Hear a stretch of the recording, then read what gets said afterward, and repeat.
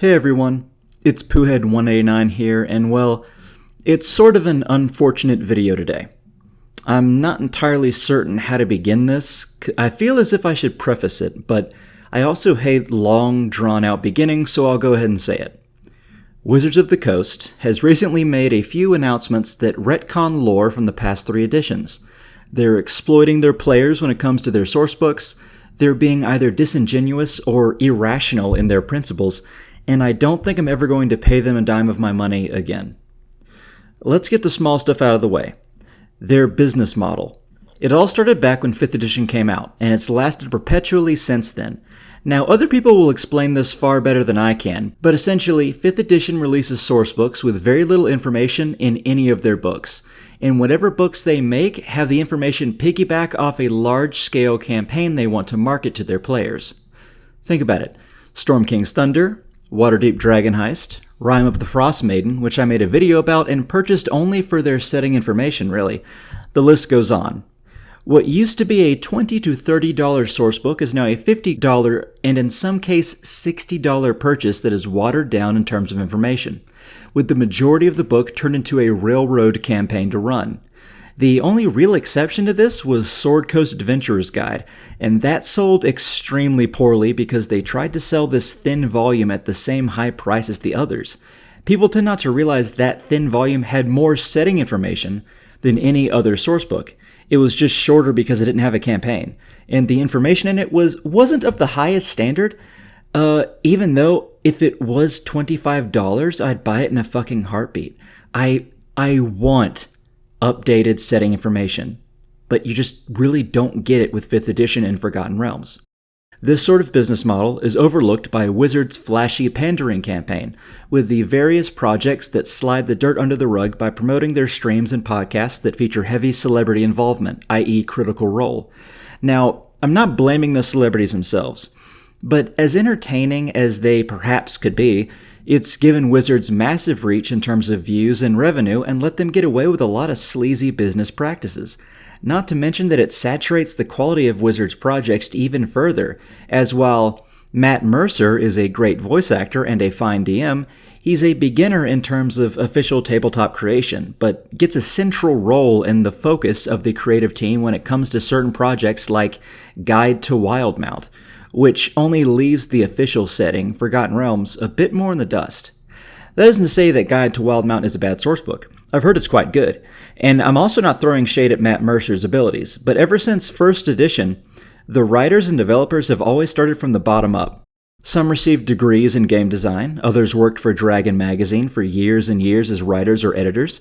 Many of them were simple freelancers until they proved themselves, like Chris Perkins, whom, like Matt Mercer, I have no beef with. And others had a hand in creating other beloved tabletop games before they joined the team. Now, Wizards of the Coast has parted ways with most of these people, which includes insanely talented writers and designers like Richard Baker, Philip Anthons, Monty Cook, and even Ed Greenwood to some extent, though he was recently given leave to make a very neat sourcebook called Border Kingdoms. Now, they're doing the same thing the United States did when they elected Donald Trump. They're including people from television in a tabletop game and using people based on their popularity, not their experience in what they should be doing, which in this case is game design. Now, I'm not saying that, Matt Mercer or anyone really is equatable to Donald Trump because that would be a huge insult. And honestly, Matt Mercer wasn't a bad choice regardless. The Tal'Dorei book wasn't the best, but once Wizards jumped in and helped him with the Guide to Wildmount, they made a good book. Unfortunately, it took focus from the Forgotten Realms. God, I miss 3rd edition a lot. However, to be fair, the DM's Guild is not a disingenuous place to recruit new talent, and it allows creators to make money from their work. So in a way, they still do hire freelancers. However, the creators need to buy art and information from Wizards itself, and every book the makers sell also puts money into Wizards' pockets. Which also reminds me that since there's very little information on Faerun in most Wizards books and you don't want to lug $400 worth of books to your friend's house in order to have your characters travel across the continent, they have this nifty little thing called D&D Beyond, where you only need to buy all the books again in PDF form, and you'll need to pay extra to view certain items and add additions to your role-playing repertoire. If that's not the equivalent of tabletop microtransactions, I don't know what is.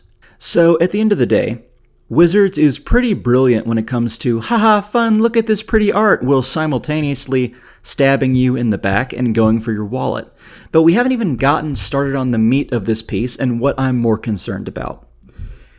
And that is that this past week, Wizards of the Coast officially jumped the shark. What was once Faerun is no longer Faerun, but a flagrant retcon mess.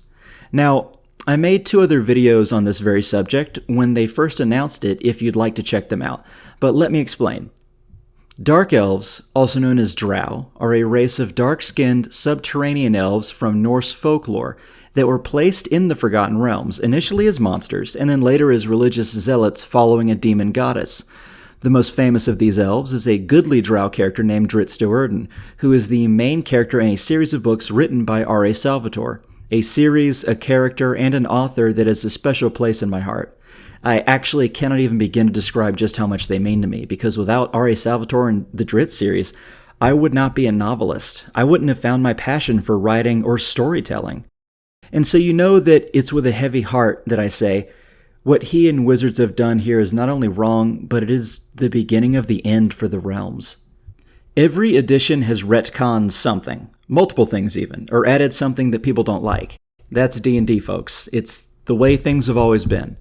You can't like everything, and they need new ideas to stay afloat and keep the lights on. 4E was the biggest perpetrator of this, or it used to be until about a week ago. A week ago, something occurred that ruined about, 300 source books, 1,200 novels, a few dozen video games, and probably a few million hearts. No huge deal, I guess. Okay, let me start with a story. When I was in 7th grade, back in 2003, I was sitting in math class next to a buddy of mine named Chris. I wasn't really interested in the assignment I had been given, so I looked over to see Chris had already finished and likely bullshitted his way through, and pulled out a novel to read. That novel had the most metal cover I had ever seen in my life. It was a little book called The Thousand Orcs by R.A. Salvatore. I had seen Lord of the Rings just a year before that and was obsessed with fantasy, but I had never read any fantasy books, so I borrowed his when he was done. I ate it up like candy, and the rest was history. I know that's a nice story in my past, and it really showcases how early I got into the realms and how much I love them, but there's also a lesson to this story. Anyone who has read the Drizzt series knows the meaning and theme behind the books. Don't ever judge someone by the color of their skin or how different they look from you. It was a concept that was plain to my ADD-addled mind when I was 12 years old. I am now 30 years old, and I have never forgotten that. Salvatore and Wizards, somehow, have. And what's more, they think I have too. They are no longer satisfied with the lesson that has been hammered into me and my fellow Drizzt fans over the course of 40 books, and they want us to know that not only is this fictional race from Norse mythology products of their society, but they're victims. Lolth has placed a sort of curse on them that they cannot escape, and their society of power and torture is pushed on them. I cannot even begin to understand the logic behind this. Well, actually, that's incorrect. I can understand the logic, it's just faulty. The logic is from Twitter mobs, a reaction to the rise of conservatism and Trump, the Black Lives Matter movement, and, well, as stated, it is probably good for business. To be clear, I hate Donald Trump and anyone who associates with him, but in a way, he is now winning because he and his cronies have left a scar in society. And the way that scar translates to Forgotten Realms is, at the end of the day, it just looks bad to have a dark-skinned people as villains. You need at least most of them to be really good people, as Trump might say. And the ones that aren't, it's not their fault. Then again, that also has somewhat racist connotations because that implies they cannot help their nature, which is kind of gross if we're trying to make real-world parallels.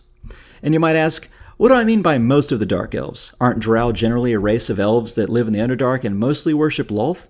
Well, that's where the retcon comes in. You see, The Drow that have multiple cities like Chalcen, Ched-Nasad, Erindlin, and Merimedra, and that have lore that goes back to the Crown Wars, are actually a minority of the Drow race now.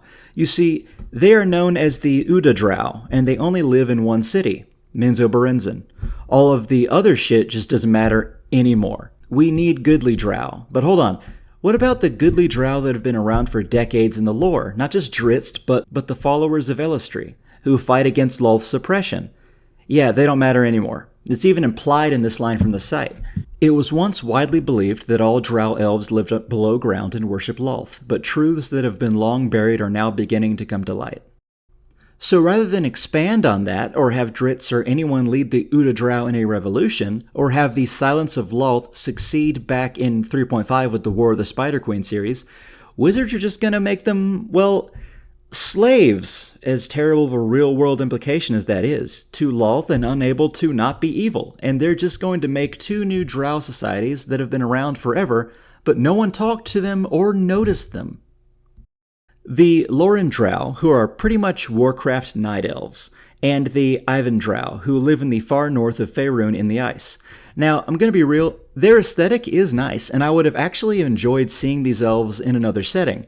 But in an effort to not make this discussion 4 hours of lore dump, this sort of just shits on a lot of the lore. By the way, here's something else they could have done. You guys remember Spelljammer? You also know there are other realms and Forgotten Realms. Maybe they could have had new Drow people come from another plane or planet since the elves did migrate to Faerun. In fact, that would be pretty badass if suddenly a bunch of Drow just migrated to Forgotten Realms and they were different from regular Drow. That would have been a great segue to bring back a beloved franchise or expand on some of the histories in Forgotten Realms. You know, 4th edition, as kooky as it was, they had the brain cells to say that Dragonborn came from Abir rather than having been in Faerun and no one ever noticed them. Of course, there was a very small population of them in 3rd edition, but they were made from a religious ritual, and there was only a handful of them, so, you know, they weren't a full, nation or city of people, like they're doing with the Drow. Oh, and something I nearly forgot to mention. As I'm sure most of you know, the Drow of the Uda Drow backstab one another and vie for Lolth's favor, yes? There's intrigue abound, and in fact, Menzoberranzan was called the City of Intrigue in a 4th edition rulebook. There's an entire rulebook of that. It's now come to my attention that these Drow, even if it has never been mentioned in the 50 novels I've read that include Drow, have these markings on their bodies that Lolth gives them to show her favor. I'm going to sit here for a second and let you understand the implication that has on a society where people vie for her favor.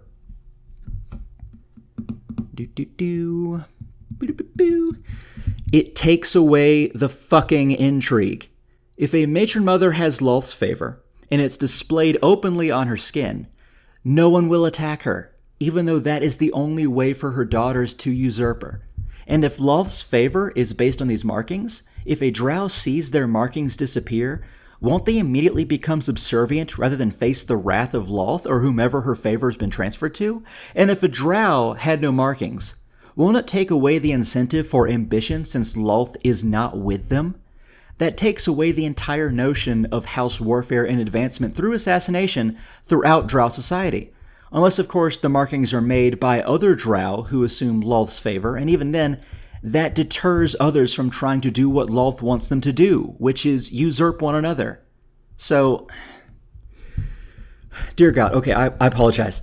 I just don't understand the reason for any of this. The throwing out of thousands of years of lore, the retcons, the lack of nuance in a society I grew up enjoying to read about. You know, I used to think that when Bob Salvatore said he never knew what he was going to write on the next page, it was inspirational, because I felt like I was along for the ride with him.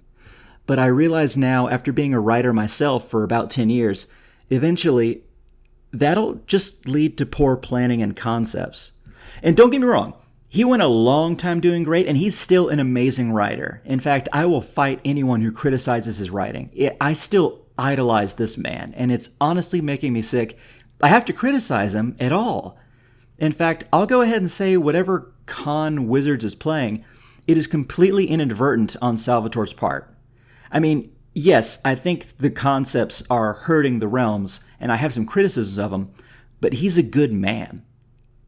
So, what does this all amount to?